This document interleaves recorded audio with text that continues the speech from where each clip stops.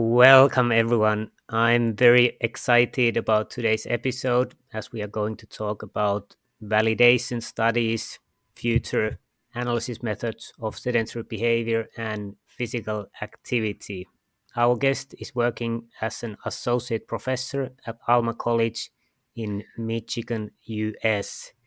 He has studied the accuracy and reliability of various physical activity monitors and also use them as intervention tools to help individuals become more physically active. Ladies and gentlemen, I'm honored to introduce our guest, Dr. Alexander Montoye, for second time to this podcast. Welcome, Alex. Thank you, Ali. I'm excited to be here and talk with you today.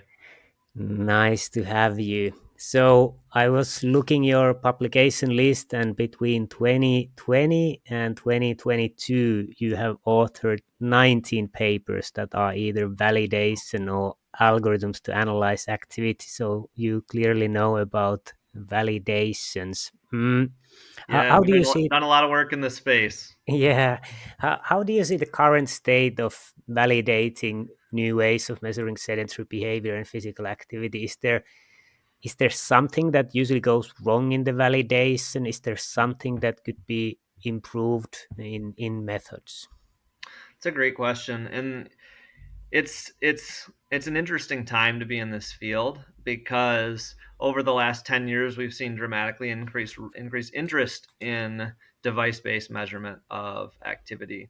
So even though Mm, accelerometer technology has been around for, I think it's now about 40 years, it's really been in the last decade or so as the technology has improved, as the device size has shrunk, batteries last longer, and also the advent of the consumer wearables has really increased interest in this space. And so as we think about validating, we're learning a lot. And so the way we try to validate both devices as well as algorithms that go with the devices has shifted over time. Certainly mm, since I've been in the field, and even for longer than that, we're learning a lot. And so I think our ways of validating things is getting better. I think what we're learning about some of the critical, like minimal things you should do in any validation study is becoming maybe a little bit more concrete as well. mm, But then also as we learn these things, there are new challenges that always pop up too. And so that's part of the fun is it's a constantly changing field and we have to continue to learn and continue to adapt to be able to validate devices. mm. Yeah. And when you said that we probably have now the minimal things that you need to have, what would you say that are the minimal things in validation? There's a couple that I would suggest. One is that there's a realization that we can't just use a laboratory setting to understand how a device will work.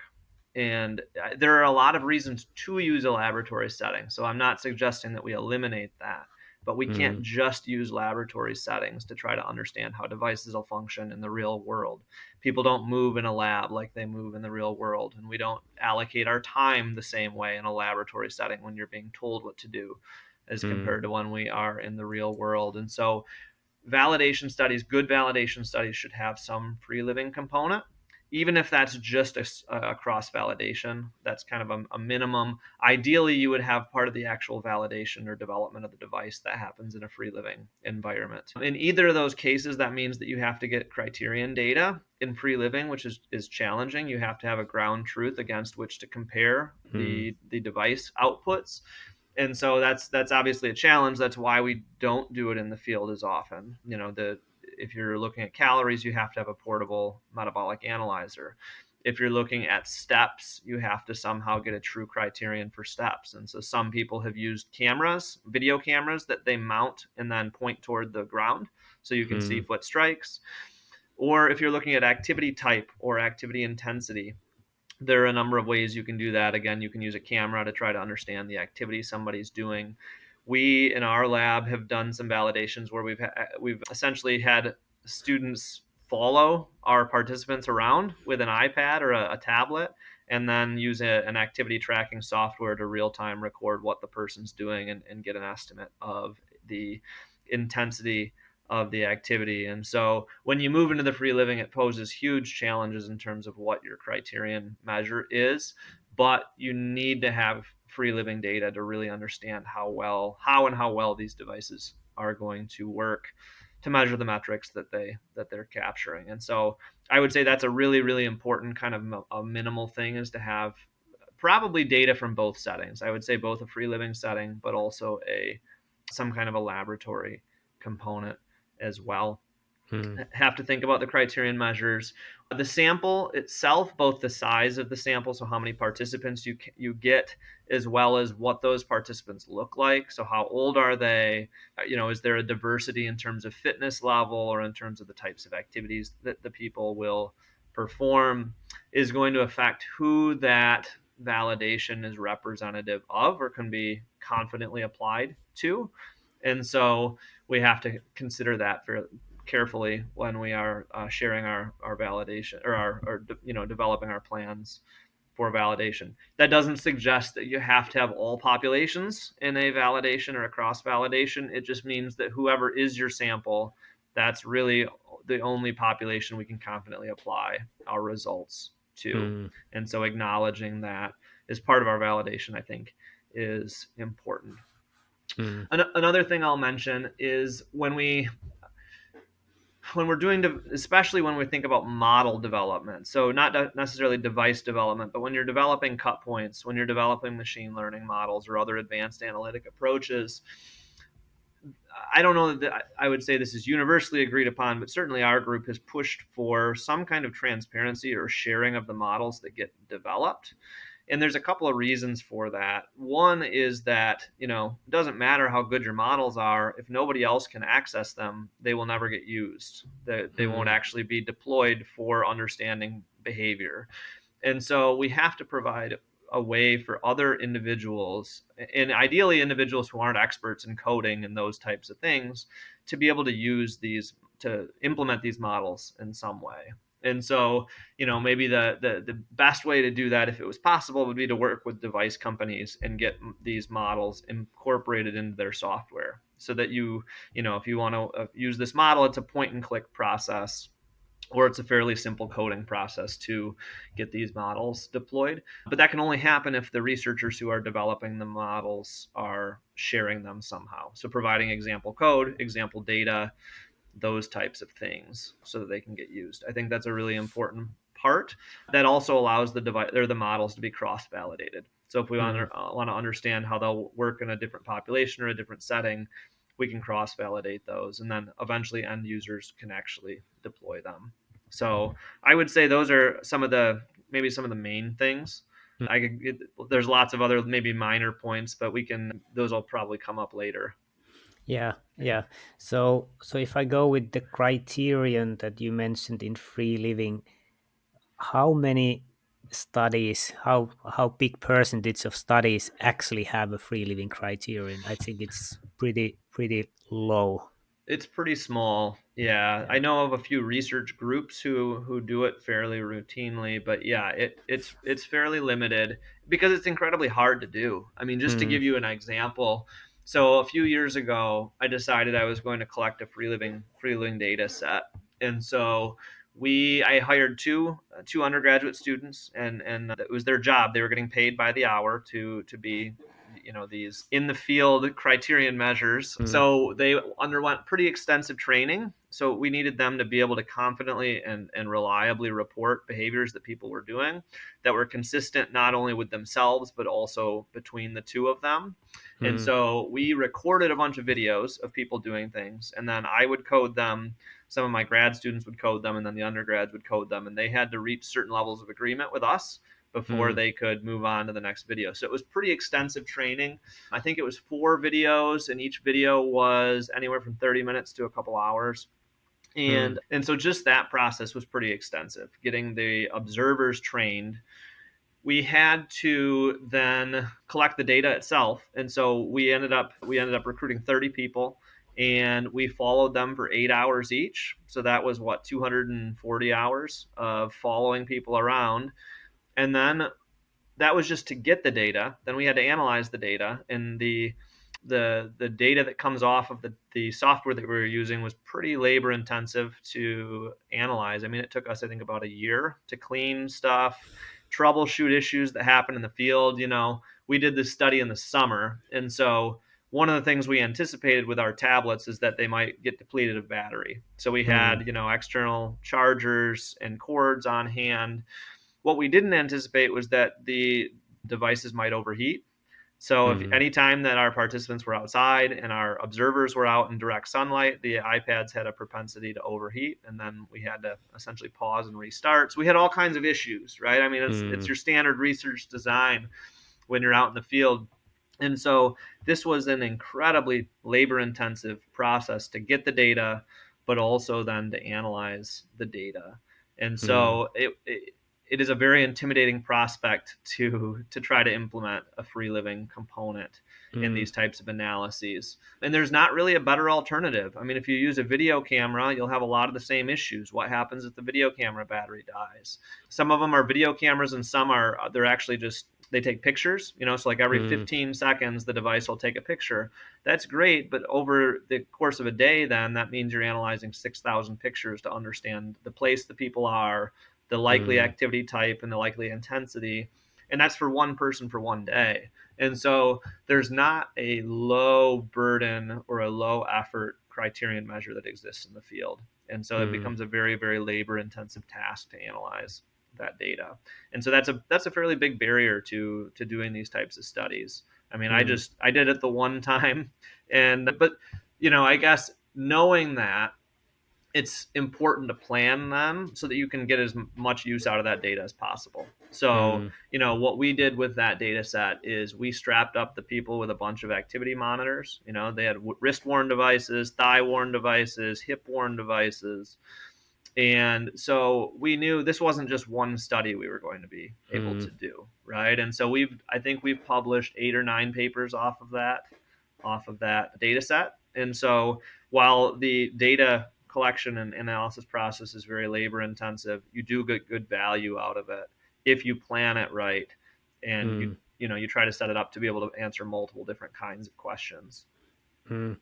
And would you see there's some midway, like many of the validation studies are done in a lab in a pretty simple way that you walk on a treadmill with different speeds, and that you could maybe also do it in a lab that you simulate normal daily life. For Hmm. example, that you actually have a sofa, you have a kitchen, and you have different things there. Of course, maybe you cannot go outside, but you could do like normal day there. People could watch movies. There would be a TV. Hmm. How do you see the mid ground? Because yeah, not many people are willing and have time and resources to do like you did. Yeah, that's probably the most common thing right now. We call it either semi-structured or simulated pre-living. And Mm. so it's exactly as you described. You are in a laboratory setting, but you set up the laboratory with things that people could do in their everyday life. So I've done 3 or 4 of these types of studies, the semi-structured setting. So yeah, we bring in a broom, we bring in a cot, we bring in a couch and have a TV and a computer set up. We make sure we have a sink somewhere so they can wash dishes, right? All those kinds of things. And so they're in a lab, they're in a room, but they can do more activities than just treadmill walking, jogging, stationary Mm. cycling. Some of the activities you would see in your standard, maybe or some of the initial validation protocols from the 90s or early 2000s. There's a lot of value in the semi-structured setting because the other thing you can do in the lab is you can mandate, excuse me, certain minimum amounts of time that people engage in certain activities. Mm. One of the things that didn't mention with the free living setting, but one big limitation is that people spend most of their day doing a fairly small number of activities in free Mm. living. I mean, the average adult spends what 65 to 70% of their time sedentary. So Mm. you're capturing lots of variations on sitting in the Mm. free living, but very, very little, if any, engagement in things like moderate to vigorous intensity activity. You're Mm. not going to see unless you observe a very specific population. You won't see sport movements.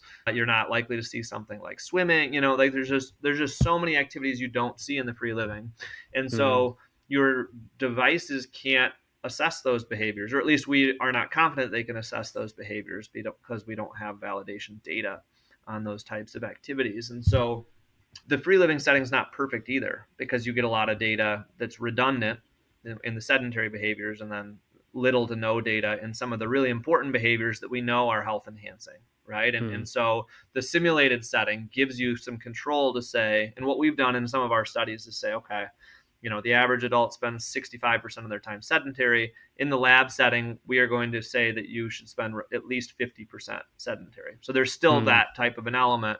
But you can also say, within your day, you need to spend at least 30 minutes doing moderate intensity activities. Here's a list of 6 things you can do in our laboratory setting that would count as that. And if you want Mm. to do more, you certainly can. But at least we know we're going to capture a certain amount of that behavior that we really want to be able to measure when we deploy Mm. these in a field setting, right? Or so there's all different options that you can do in a lab that you just don't have as much control over in the free living. So I certainly think there's value to both, and that's hopefully I conveyed that well in the initial part, which was to say that I think probably a combination of settings is Mm. the simulated setting allows you to guarantee that you're capturing some of those behaviors we know we want to see in the field, and then the field gives you more of that real world context for how people actually live.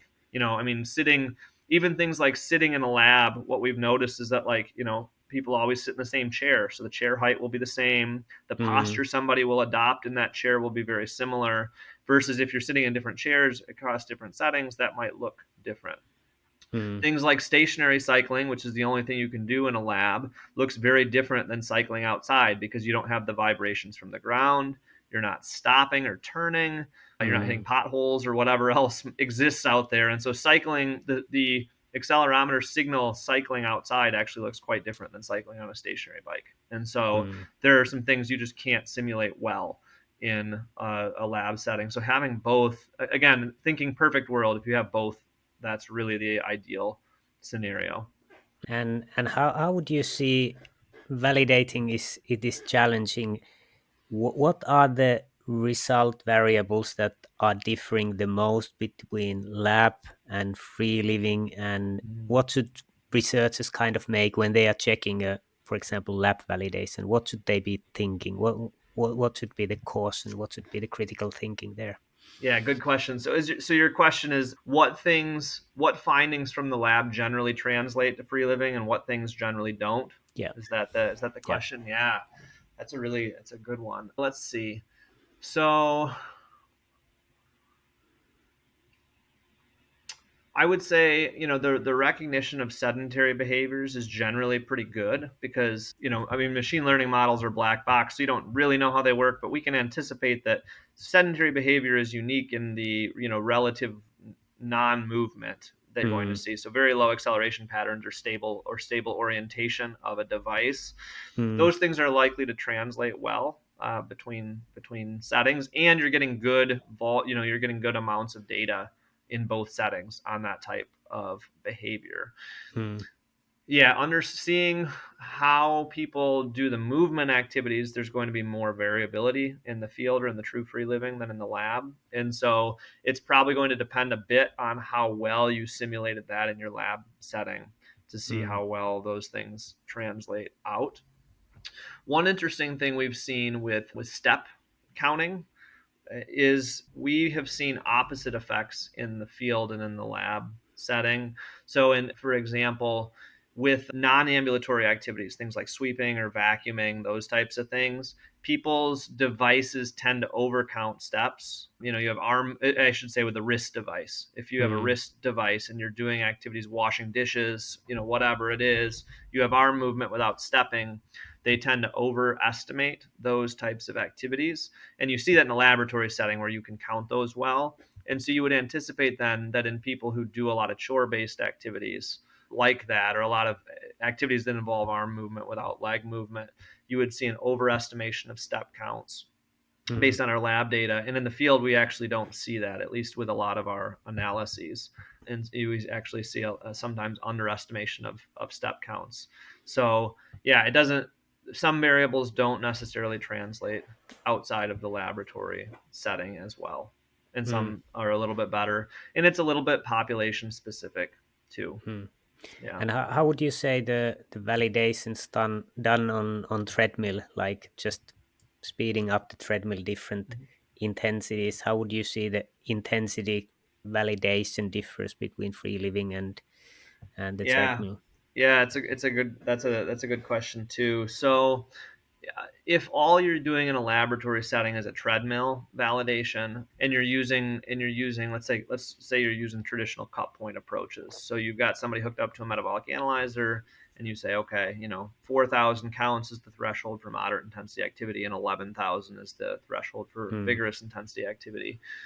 Those tend to overestimate. So no, those tend to underestimate the amount of physical activity people do if they're applied in a field setting, because other mm, activities that involve less well-defined walking or ambulatory behavior probably have a higher energy cost than the counts that you're getting from them. So if all you did was a pure treadmill validation in a lab, you'll probably get an underestimation of activity in the mm, field setting. But the opposite is true, unfortunately, also, which is that, and we've seen a lot of studies now that do these simulated free living validations in a lab, and so you're capturing more of the activities that have a relatively high energy expenditure for the amount of movement that's done. And mm, if you do too many of those activities, the thresholds for MVPA, moderate and vigorous activity, get set too low. And then when you go out in a field setting, you see people accruing huge amounts of MVPA because the threshold is so low because of the mm, activities you did in the lab setting. And so I don't know if I have a great insight on how you do that, other than you can't do purely one or the other of mm. those. Yeah. Yeah, no, no, good points. It's not very easy to do validations, and when you said about the representativeness of the group, like Yeah. there's a lot of variation. People are of different age, people are of different Hmm. body mass index, and different health conditions. What would you think is kind of the good range to have in a validation that you would have representativeness, but not like too wide that they would be kind of pinpointed. Yeah, that's a good question. Again, it's going to come down to who do you want these models to apply to. So what's the population you're hoping to apply the models to? I think the main thing that I have done in my own work is specifically looking for certain ages or age ranges. So, for example, in that free living study I told you about with the 30 individuals, we took 10 individuals who are between 18 and 40 years old, 10 who are between 40 and 60, and then 10 who are above the age of 60, to make Mm, sure we had some age representativeness. I think probably what would be a more effective way to recruit in a way that we would ensure that the models, or at least we know how the models will work across a diverse sample, is to sample by fitness level. And so age kind of does that, especially when you look at older individuals. A 60-year-old is, in all likelihood, will have a lower cardiorespiratory fitness level than an 18-year-old will. And so age kind of did that for us. But I think that fitness level is really going to be more representative of what types of activities people do, and so than age per se would be. And so I think sampling on fitness level, whether that's doing a VO2 max estimation, or whether you do a true maximal exercise test in order to make sure you're getting a diversity in your sample, would probably be a more effective way than what we've done. mm. Yep. Yeah, yeah. And if I go a little bit back in the beginning, you said that you can validate the devices and you can validate the algorithms. Yep. Usually, you do kind of both at the same time. How important you see that the device is validated? For example, the raw data. How much there is difference between different manufacturers' raw data if you're using the same algorithms in the same Yeah. way? Yeah. So are you thinking like between two different brands of devices? Yeah, Um, yeah. Yeah, so there's some mixed evidence in the field as to how those function. From my understanding, I'm not a device developer, although I did, when I very first started in the field, I did work with an engineering group to produce some actual devices. My understanding is that the device developers, for the most part, use similar brands of sensor, the accelerometer sensor that exists within the devices. So Mm, my guess is that the raw data in most cases is probably fairly similar.